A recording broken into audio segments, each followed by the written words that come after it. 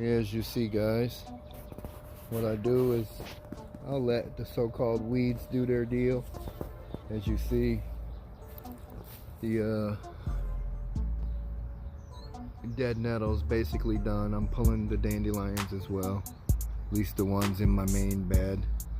And then I use all the weeds and stuff I pull as a cover crop, and then I put it back down after I twist it up, and always put the root up so it dries up and doesn't just get planted back in the bed.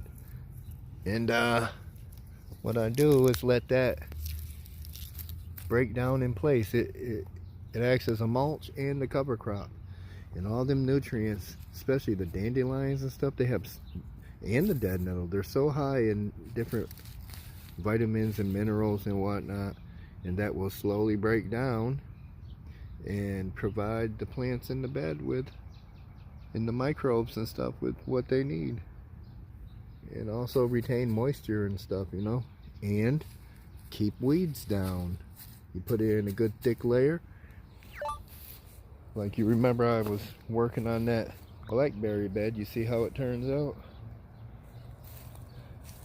In around this here lavender.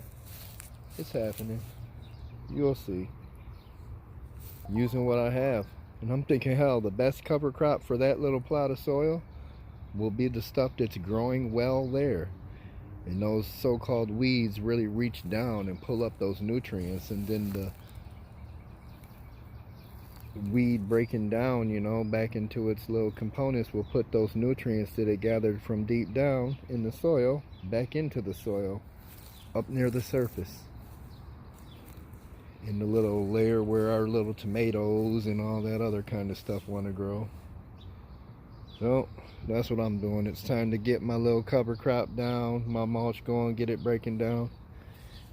And here, you guys remember when I made that little mix with the biochar and all that other stuff? Here it is. You see that? All throughout. All sorts of worms and stuff, those castings. It's pretty good stuff, folks. Here's some little Michigan onions doing their deal, boy. Yeah, it's gonna be good.